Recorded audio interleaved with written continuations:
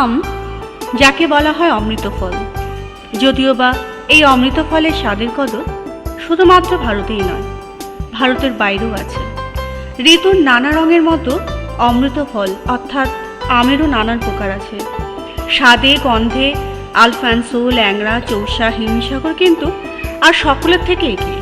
সাধারণত আমের ফলন বছরে একবারই হয়, কিন্তু ভালো করে লক্ষ্য করলে দেখা যাবে কিছু আমের ফলন বছরে দুবারও হয়। তবে দুফলা আমের ফলনের মান কখনোই ততটা উন্নত মানের নয়।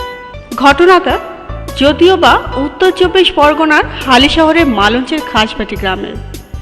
এই গ্রামের রামচন্দ্র মণ্ডলের আমবাগানে হঠাৎ অসময়ে ঠিক লক্ষ্মী পুজোর দুদিন আগে দেখা যায় কয়েকটি হিমসাগর আম।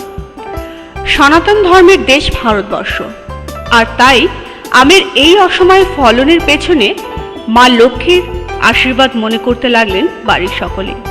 ফল গাছ আছে, আম, কাঁঠাল, নারকেল সবই হয়, কিন্তু আমাদেরও ইচ্ছা ছিল যে মা পূজাগরীর লক্ষ্মী পুজোয় আম দিয়ে পুজো করব।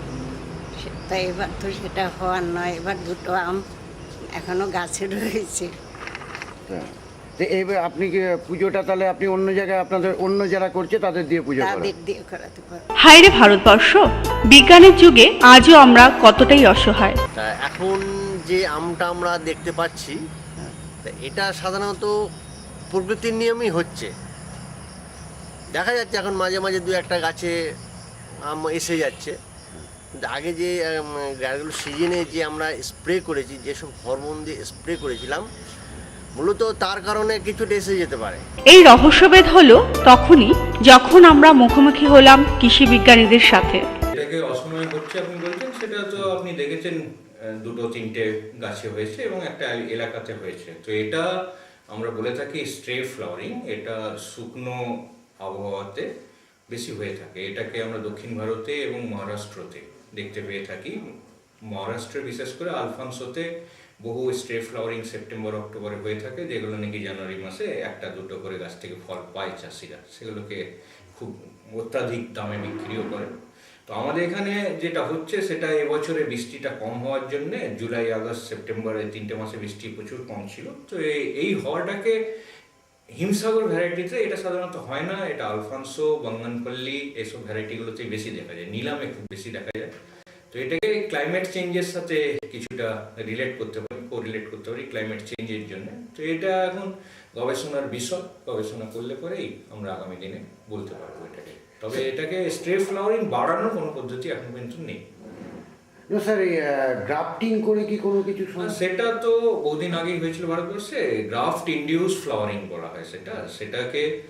যেগুলো দোফলা আমের উপরে দাসেরি যেটা জুলাই মাসে আসে, সেটাকে ফেব্রুয়ারি মার্চে নিলাম বা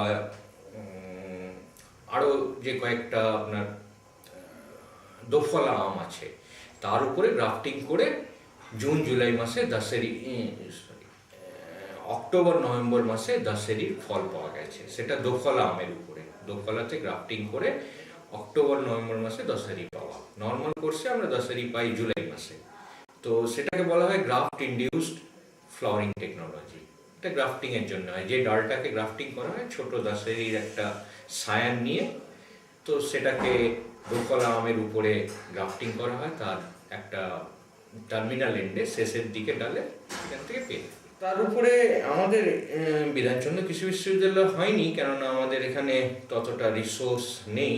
এ নিয়ে উদ্যোগ শুরু হয়ে চেষ্টা তো করা হয়েছে, অন্ধ্রপ্রদেশে চেষ্টা হয়েছে সারা বছর আম ফলানোর জন্য। তো তাতে একটা গাছেই সারা বছর ফলানো এটা সম্ভব নয়, তবে দোফলা বা অফ সিজন ফ্লাওয়ারিং এর যে ভ্যারাইটিগুলো আছে তার মধ্যে সব থেকে ভালো ভ্যারাইটি বাছা, এটার একটা কাজ হয়েছে। এবং আগে এবং পরে আম ধরানোর ব্যাপারটা হয়েছে। প্যাক্লোবুটাজল যে হরমোন আছে সেটা দিয়ে করে আমরা 1 মাস 1.5 মাস আগে ফল আনতে পারি, সেটা নিয়ে উদ্যোগ হয়েছে। এগুলো আমাদের বিধানচন্দ্র কৃষি বিশ্ববিদ্যালয়েও কাজ হয়েছে, বাইরেও হয়েছে, কিন্তু খুব বেশি গবেষণা এখানে হয়নি, কেননা আমাদের কাছে সেরকম রিসোর্স নেই, সেরকম কোনো প্রজেক্ট নেই।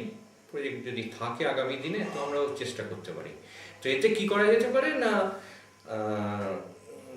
ফিলিপাইন্সের মতন আমরা ওদের দেশে যেমনি 8 মাস আম পাওয়া যায় কারাবাও, তো সেমনি আমাদের দেশেও যে আমের অ্যাভেলেবিলিটি পিরিয়ডটা মে থেকে জুলাই বা আগস্ট পর্যন্ত, সেটাকে আরও বাড়াতে পারি। মেটাকে এপ্রিল থেকে আরম্ভ করে অক্টোবর নভেম্বর পর্যন্ত নিয়ে যেতে পারি।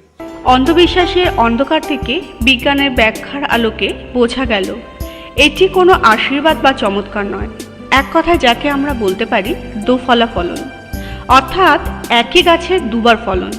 আর কিছু হোক বা না হোক, এটুকু জানার পর রামচন্দ্র মণ্ডলের বাড়ির সকলের সাথে সাথে আমাদেরও মনে একটা আশা দেখা দিল। আম গাছে বসে মহা আনন্দে পা দোলাচ্ছি, কিন্তু এমন একটা দিন আসবে খুব তাড়াতাড়ি যেখানে বসে শুধু পা দোলাবো না, আমও খেতে পারবো।